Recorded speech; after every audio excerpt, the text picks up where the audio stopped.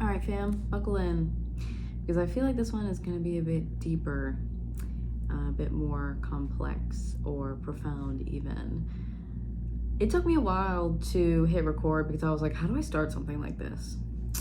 So the first card that came out was Seven of Wands. I literally didn't even pull any other cards. I stopped here because if you can see the imagery, I just felt this immediate sense of like, yes, clearly they're running from something.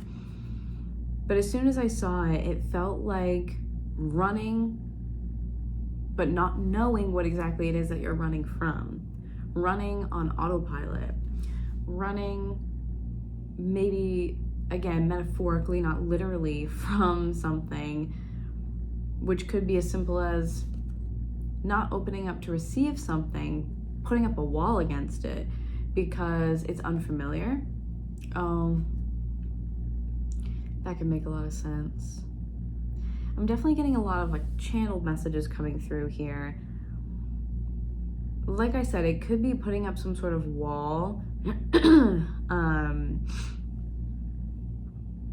against something that maybe you should want, or something that could be more positive or something that could be desirable, but running from something because it is unfamiliar to you.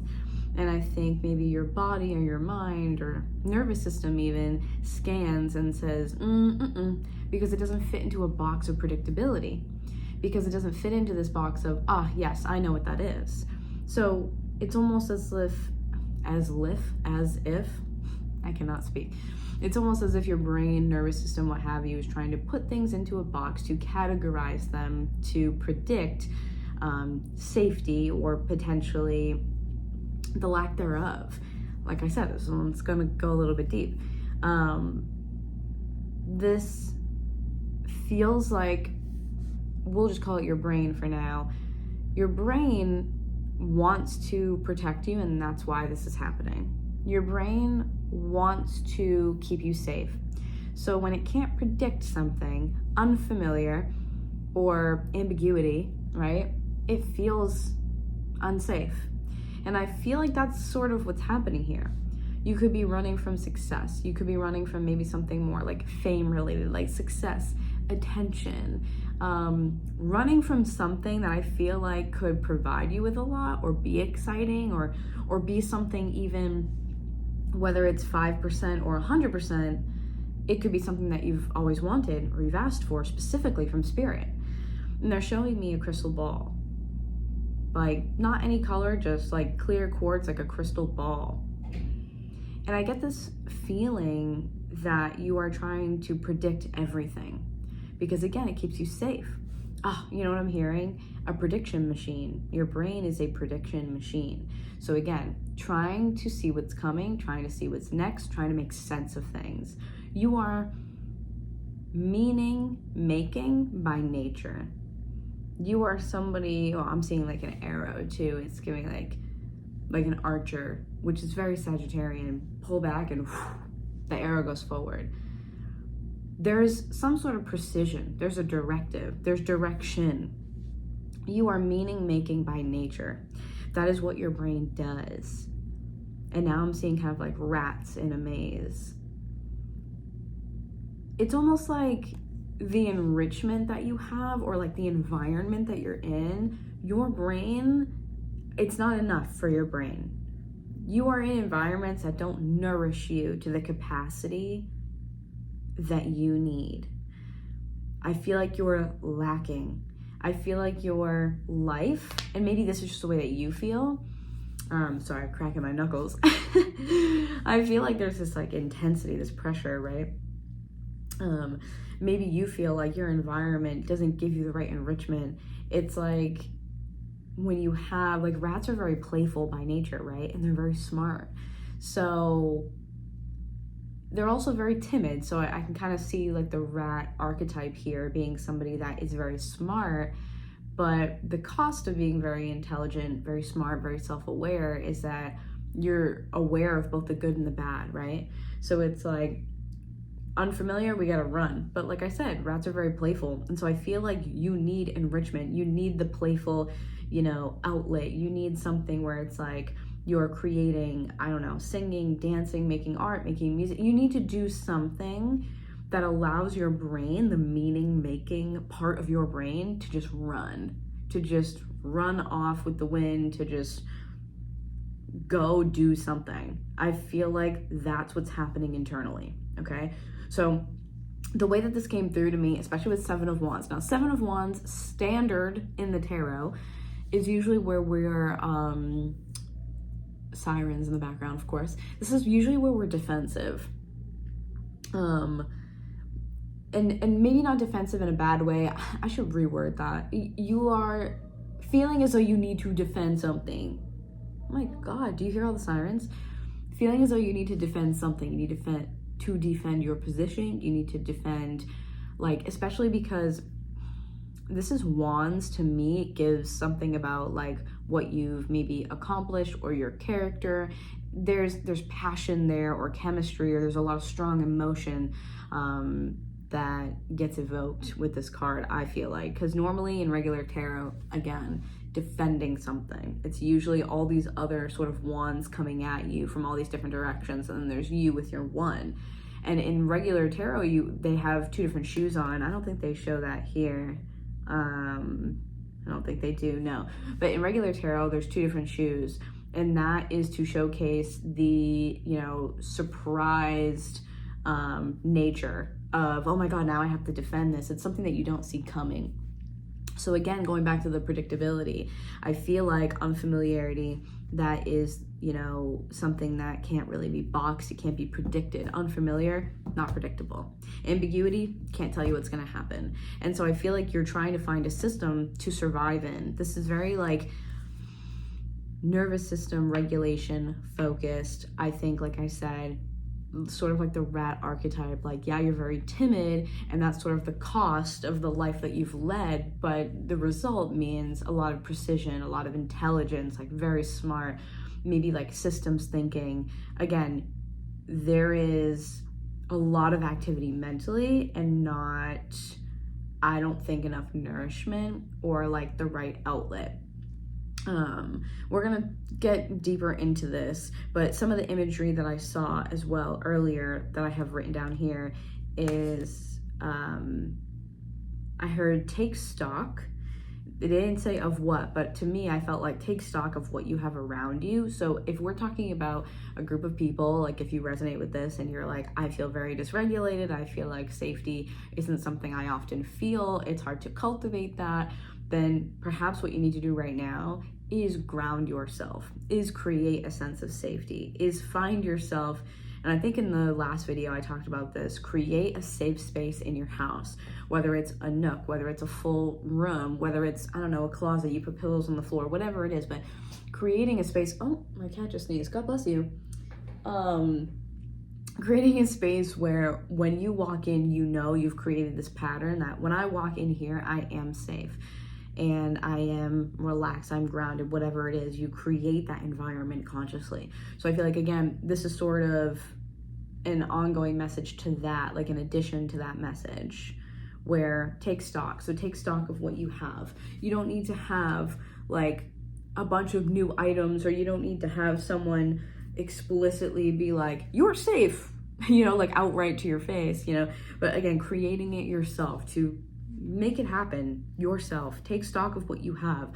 What do you have that can make you feel nourished, that can make you feel safe? And is it textures? Is it warmth? Is it a book? Is it, you know, peace and quiet? Is it a certain playlist? Like, what are the things that you have on hand right now for free, accessible, easily accessible to you, that you can be like, this calms me down, this reassures my system that it is safe, and not all ambiguity is going to be, you know, oh my God, run for the hills. You know, not everything is dangerous. I think your system has developed that. Anyways, moving on. Seven of Wands, like I said, is the first card. I do want to get some more cards out and see what comes through. But yeah, I don't feel like this is your average tarot reading. Like, this really does feel like we're talking about, you know, some real like big people problems. I think a lot of tarot becomes very like mystical, and You know, and people will be like, oh, you need to show yourself more love or show yourself more of this, that, or the other thing. But it's a matter of, okay, how? You know, you can't just give me that and then move forward and be like, anyways, you know. So I feel like this is just kind of showcasing like, hey, these are real big people problems. Sorry. All right. So let's get back to it.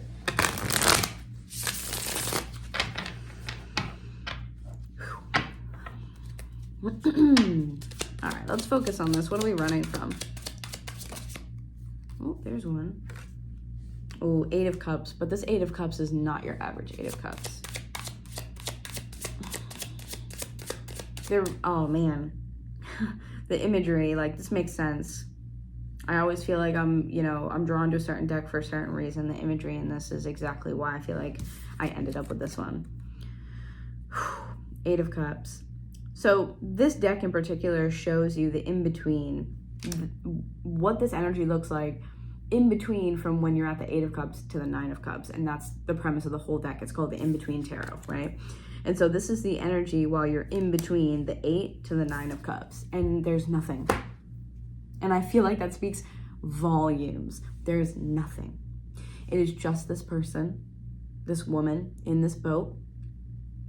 And then the water being tranquil, the water being her just floating there. It's about an emotional stillness, and I think this really points to the emotional stillness within, the quietness and stillness that needs to be cultivated internally and within, like we just mentioned, right? Because that stillness, the quiet, the safety, to allow your system to not only, you know, you're not just saying, hey, we're safe now, but inside of you, it is being proven, right? Your system is searching and you give it that safety. That's, like I said, safe space, sacred space, pillows, blankets, warmth, textures, whatever it is for you, your favorite snack that can show your body and your nervous system, like, we're okay right now. And it doesn't have to be forever. It doesn't have to be, this is a thing that works all the time. It might change over time. But it's those small, tiny, little, itsy bitsy, teeny tiny moments that allow your system to just exhale for a minute, right? That's kind of the vibe that I get here. Look at this. There's nothing. Like, there's nothing going on. Nothing. And I do feel like 8 of Cups is the moment we realize something isn't working for us. It's where we realize I have these 8 cups stacked and a lot of my attention, a lot of my, I heard attention span, a lot of energy like went into these 8 cups, right? Like, it's almost like this is my emotional background.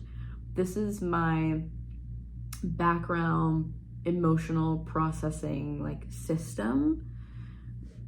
And in the 8 of Cups, you need to remove yourself from that. It's where you finally go, whoa, hold on a minute. This has been built up for a very long time. This is really condensed. There's a lot here. And it's sort of when we break away from something that feels very difficult emotionally for us. And then the 9 of Cups is where you move forward and it's like, oh, I have this emotional freedom, or I have this happiness or this joy or this bliss. Like, the 9 of Cups is often referred to as your, you know, wish fulfilled or wish granted card, because you feel fulfilled emotionally. It's like, I have access to all of these cups. I have access to all of these wonderful, beautiful things in my life. Going back to our channeled message of take stock, looking around and saying, this is absolutely beautiful and I have this. You know, I do have a place to maybe, like I said, like a safe space. I have a place to go to hang out, read a book, and do nothing else. I have the ability to maybe pay my bills, to eat, to have clean water. Like, I know it seems really simple, but those of you who I'm talking to, like, may this find the right people. I'm hoping, praying, cross my fingers. Spirit team, do your thing. Do your thing. Find who needs to hear this. Those little things count. And I think that's what I was saying earlier as well when I mentioned you don't need excess stuff. You don't need bigger things. You don't need to seek anything outside of yourself. What do you have available to you right now? A soft, warm blanket? Great. Love that. Not everyone has one, especially where I'm at and it's cold, right? It's like, I'm grateful for being warm. I'm grateful for warm socks. I'm grateful for clothes that don't have holes in them. Like, those things are really important. Those things, they do hold a lot of weight, but I think sometimes when you're in a different place mentally or emotionally, your body can't take stock, right? Your mind, your nervous system can't take stock. It's not paying attention to the little tiny finite things like in front of you like that. It's looking at big picture, you know, like in a big picture way. How do I feel safe? How can I reach for safety? And it's sort of kind of like as if you're frantically reaching outward towards something. And I know it feels counterintuitive, but right now, and I think a lot of times, but in particular right now in this reading, Spirit is saying, what are you running from? What are you running from? Because it's not to invalidate you, but you do have a lot where you are right now. And so I think this card with the Eight of Cups really symbolizes that tranquility in that moment of being with yourself in the quiet, even meditating, and allowing yourself to just be. Let your emotions come through the way that they need to. Let your emotions come to the surface the way that they're supposed to. Feel them as they come up. Don't try to solve. Don't try to intellectualize your emotions. There's no need for you to be like pathologized, or I believe that's right where I'm looking for. There's no need for this to be something mental. I think Spirit is saying you are too much, to make this TLDR, Spirit is saying you are too much up here, not enough down here in the body. And what does that create? It creates a system that is always going and a body that can never ground, that can never rest.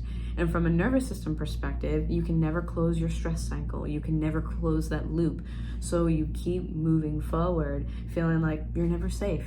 Because at one point, like the Eight of Cups, where you walk away from something, you will need to ultimately decide this doesn't work. Regardless of how you feel, regardless of how long you've been doing it, regardless of how much energy has been put into it, you're going to have to do the uncomfortable, the unfamiliar thing, and kind of sit in that ambiguity for a second and say, this isn't working, and I don't necessarily know what is gonna work or does work right now, but I'm gonna try. That's what this is to me. Easy enough.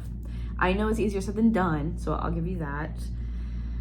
I don't feel like this needs more cards. I just want you guys to know that this type of system here, where it almost feels like you're running from a part of yourself or a piece of yourself, or you're running the system in the background, and it's hard for you to, like I said, take stock of what you do have, because you're looking at big picture. You're looking X amount of steps ahead to keep yourself safe, to keep yourself stable, to predict what's coming so that way you can ensure safety.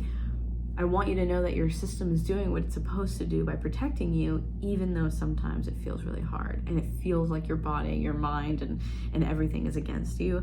I promise you that it's not. It's doing what it's meant to do, regardless of how incredibly annoying that feels sometimes. I love you so much. I really hope this helped. I'll see you next time.